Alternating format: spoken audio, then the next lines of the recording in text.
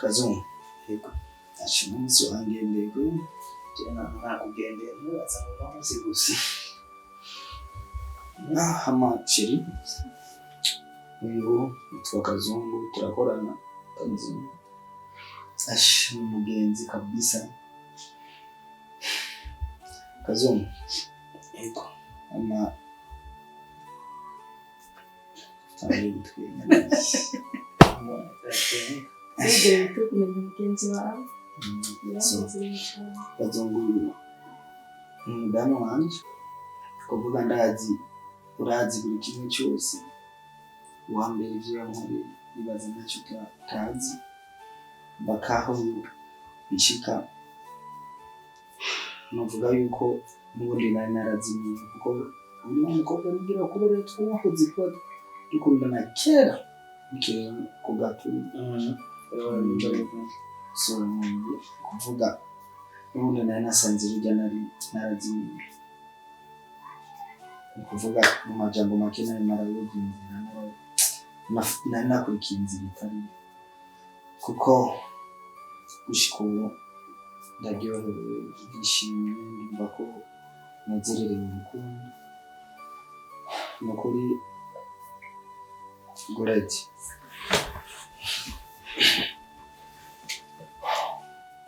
sinovuga ko nicuza ko kumenya ahubwo biri mu bintu bya mbere numva ko ndyohererewe cyane kuba narakumenya so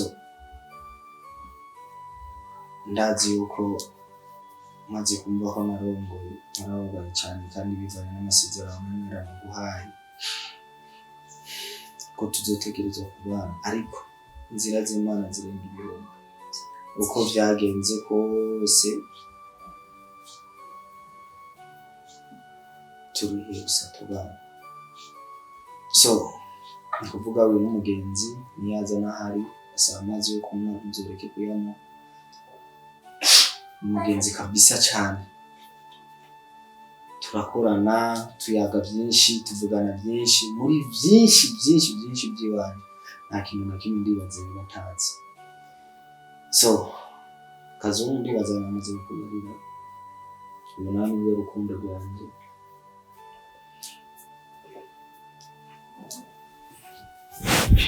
kuvuga kuva ndamurongo ndajyana nkasinzira mvuga ko ari sa Imana irishura Imana irishura reka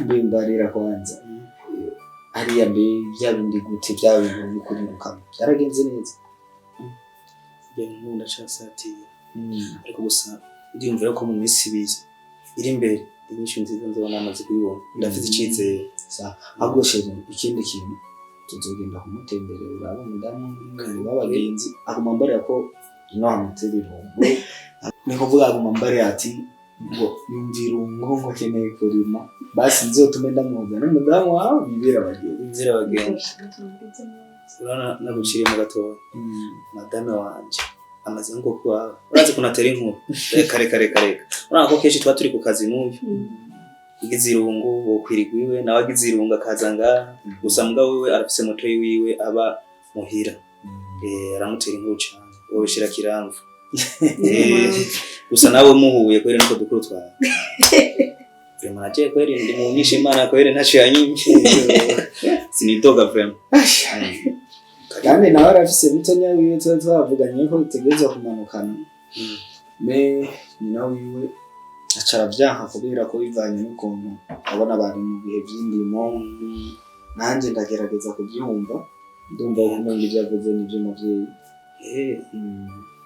ukeneye ni nka mushike wanjye n'umubare ati ingwe bujumburo bariko bararima yo aho barete n'ibikunda mu kirima nyine birumvikana cyaje kona kabisa ahubwo rero wowe kubira ko ukunda ibintu byo kurima sivyo zutuma turondera tumuharire sister turonderera ahantu korimisha basi sivyo zutuma zuraduga basugiye kuraba bakoze ko bariko bararima bakurikirana ibintu sivyo Ushatse kugira umugisha.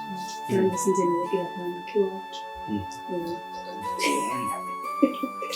Rega twese dufitanye isano n'uburiri.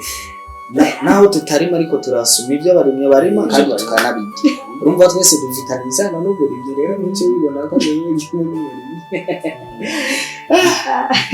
Basha kazungu. Karibu rero ahubwo twaguteye inkuru bibagira no kukubaza. Urabibi. Igikuru si cy'umuntu wese. N'inkuru zonyine zirakwiye. Uyu ndazi nako ona rya cupa riri muri fridge. Ashikiriza ndetse turisangire.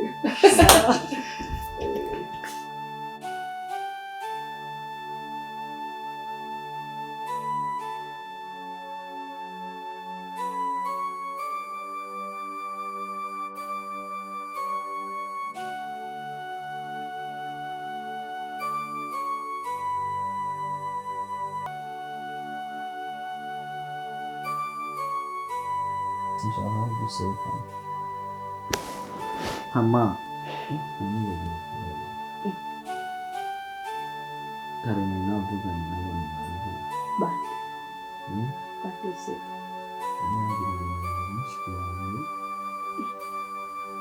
Makulata. Makosa kumukana kwa telefoni. Na kiwazi. Kumenya ubukungu. Nawe ati mapangi gahunda bagize uturanga bose mu kwawe. Nazindi bakumbuye cyane. Kegeze n'ikindi mashini. Nakumbuye kugira. Nibyo bakari. Nibyo turimo.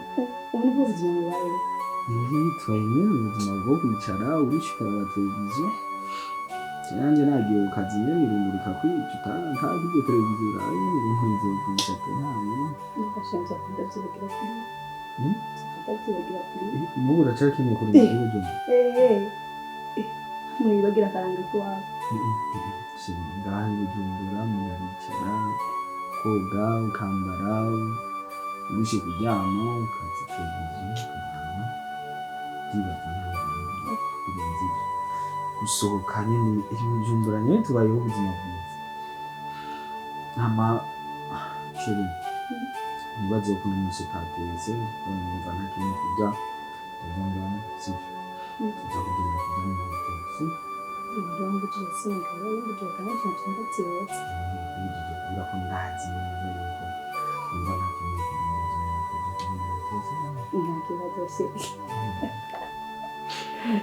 So, ikindi kintu rero. Nagomba simbe gato kwanza reka ni telefone kazungu. Namara asange ngaho ko yambariye uko tujya kumutora. Kujyana na madame ni. Ukasi sindi ndajya kumenya telefone gusa ngaho. Sawa.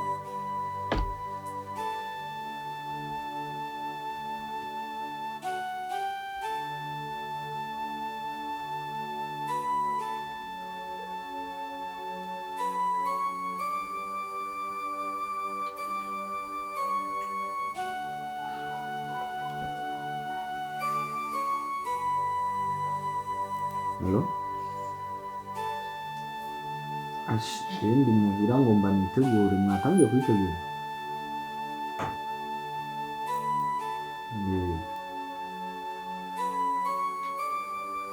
Gabo ndimwe ubu biraza mu korosi wahejeje. Ndumva turabategereye. Reka mbare madame yitegure natwe tuzi. So turaje nk'igitero. Shiri bibahejeje kwitegura sibyo. Genda witegure nanjye kwitegura sa? Tena gutora batutse tuge. Shiri. So, ndabona nta kibazo. Witora ibirato tunagenda kwa masa. Sawa.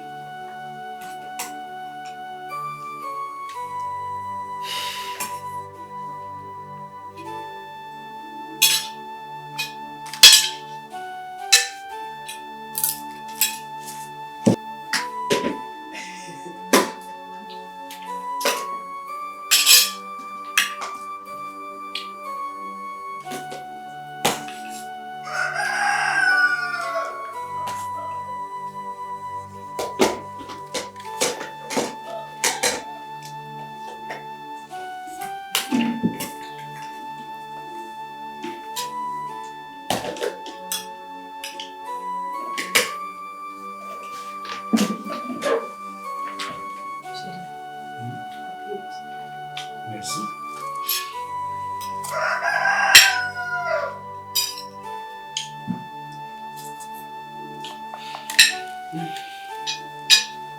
Ashima wabitetse kweli. Tetse neza gusa umuceri kweli. Ashima kuzana nawe no kwigisha guteka umugero. Ashima guteka wa mugero wa ruguru.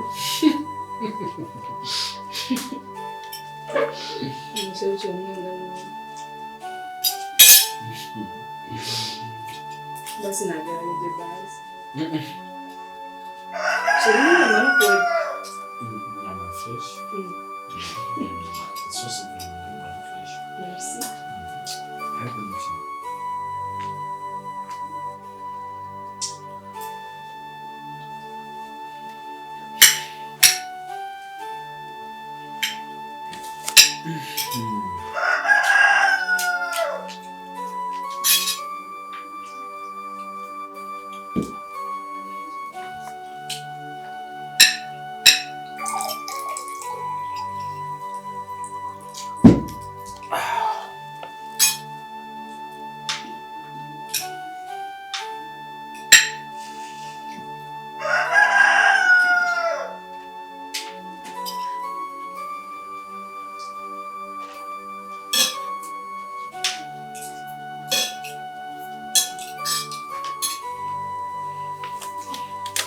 Imagine.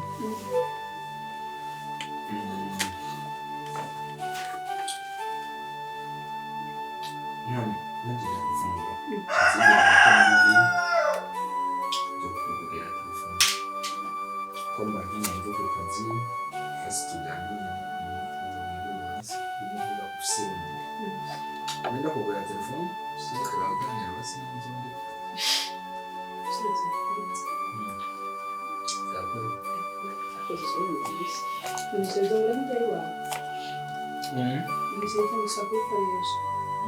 Nzokwereka nk'ibigori biroroshye biroroshye cyane uvuga ntugije gufungura cyangwa ukagusa gatoya byanze byose cyane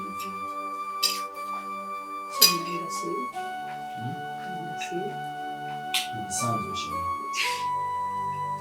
kandi byari bikenewe urakora agenda mu kazi abana nk'akantu banyine ko mukuzani susaba mu kazi ko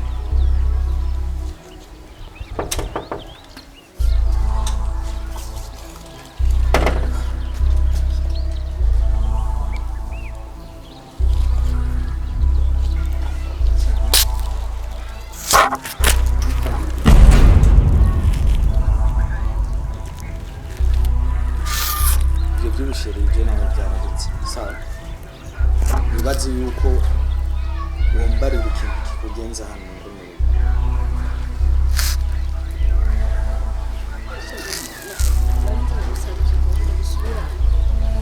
ndagusabye sawa ibyo wankoreye urabizi warantaye ruguru sawa urabona yuko je wataco mazi n'ubu ntaco mazi ndi wa wundi nyene wa ruguru sawa please ndagusaba ndagusabye sawa ntusubire no kunkora sheri nukwimbabarira sheri ndakubariye uko nyene ntusubira no kunkora sawa byo ndiko ndavuga n'ubwo ndavuga musibirenge byawe n'ukuri